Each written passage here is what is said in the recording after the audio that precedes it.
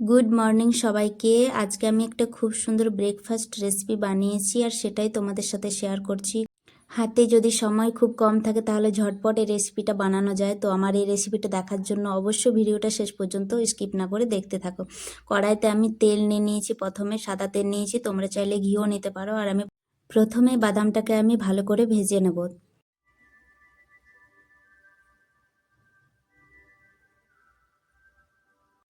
এই ব্রেকফাস্ট রেসিপিটা কিন্তু পোহা বা চিড়ের পোলাও যা বলতে পারো, তো এটা বানাতে কিন্তু সত্যি খুব কম সময়ে অনেক সুস্বাদু ব্রেকফাস্ট একটা।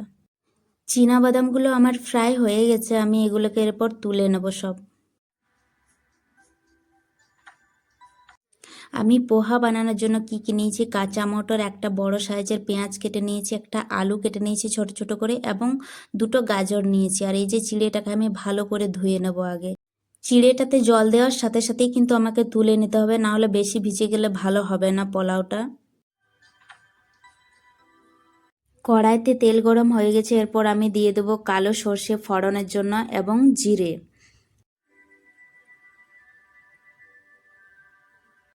তেল ফোড়নের মধ্যে আমি প্রথমে ছোট ছোট করে রাখা আলুর টুকরাগুলো দিচ্ছি, তারপর দিয়ে দেবো গাজরটা, কারণ এই সবজিগুলো কাঁচা কাঁচা থাকলে ভাল লাগবে না, তাই এগুলো প্রথমে দিচ্ছি। এগুলোকে আমি মোটামুটি 3-4 মিনিট হালকা ফ্রাই করে নেব। এরপর আমি দুটো কাঁচা লঙ্কা দিয়ে দিলাম আলু এবং গাজরের সাথে ভেজে নেওয়ার জন্য। ছোট ছোট করে দিলেও হতো, কিন্তু আমি দিইনি, আমার ছেলে খাবে যাতে ঝাল না লাগে তাই। তারপর আমি দিয়ে দেবো কিছুগুলো কারি পাতা। কারি পাতাটা প্রথমে ফোড়নের সাথেও দিতে পারো বা পরেও দিতে পারো, কোনো ব্যাপার নেই। কারি পাতা দিলে কিন্তু খুব সুন্দর একটা স্মেল আসে পোহাতে, দারুণ লাগে। আর এরপর আমি দিয়ে দিলাম মটরগুলোকে এরপর আমি আলু গাজরের সাথে ভালো করে মিশিয়ে নেব।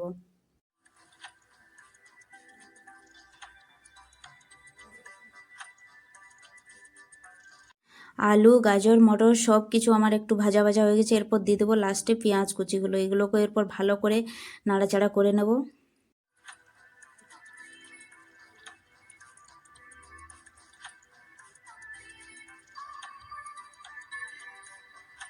সবজিগুলো আমার ভাজা ভাজা হয়ে গেছে, তাই দিয়ে দিলাম 1 চামচ পুরো হলুদের গুঁড়ো, আর 1/2 চামচ লঙ্কার গুঁড়ো, আর দিয়ে দেবো 1/2 চামচ মতো জিরে গুঁড়ো, 1/2 চামচ মতো ধনে গুঁড়ো। এরপর সবজির সাথে ভালোভাবে মশলাগুলোকে আমি মিশিয়ে নেব।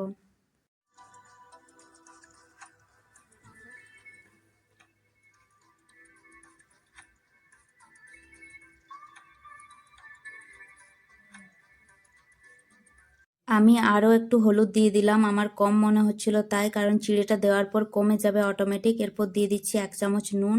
সবজির সাথে নুনটাকে ভালো করে মিশিয়ে নেব আমি।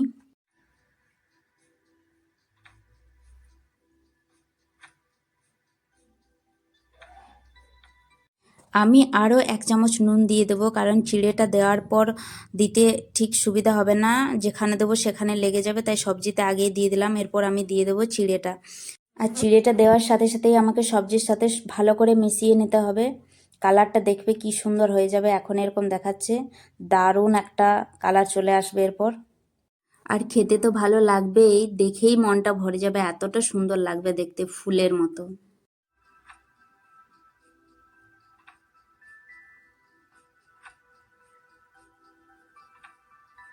দেখছো তো খুব সুন্দর কালার চলে এসেছে একটা, দেখো ভালোভাবে মিশিয়ে নেওয়ার পর এরপর আমি কিছুক্ষণ ভেজে নেব চিড়েটাকে সবজির সাথে।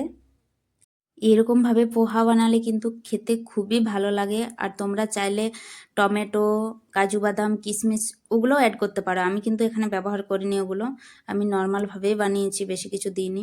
এরপর দিয়ে দিলাম ভেজে রাখা বাদামগুলো, কারণ প্রায় আমার পোলাওটা হয়েই এসেছে।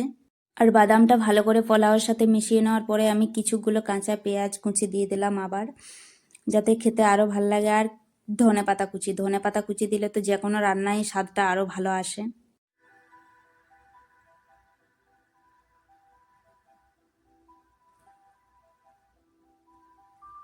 কালারটা দেখো কি সুন্দর লাগছে দেখতে, পুরো ফুলের মতো, যেন ফুল ছড়িয়ে ছিটিয়ে আছে এখানে, কিন্তু সত্যি দারুণ লাগে খেতে এইভাবে চিড়ের পোলাও বানালে। একঘেয়েমি সকাল সকাল ব্রেকফাস্ট খেতে ভাল লাগে না, কোনো কোনো দিন এইরকমভাবে বানিয়ে খেলে মনটাও ভালো লাগে, আর মনে হয় হ্যাঁ কিছু খেয়েছি। পোহা কিন্তু আমার রেডি হয়ে গেছে। এরপর আমি থালাতে ঢেলে নেব। দেখো কতটা ঝরঝরে আর কতটা সুন্দর হয়েছে, দেখেই বুঝতে পারছো। আমার এই ব্রেকফাস্ট রেসিপিটা কেমন হয়েছে অবশ্যই কমেন্ট করে জানিও। আর তোমরা একবার বাড়িতে এইভাবে ট্রাই করো। আর যারা নতুন দেখছো তারা আমাকে একটু সাপোর্ট করো, আমার চ্যানেলটাকে সাবস্ক্রাইব করে দিও। চলো আজকের মতো বাই।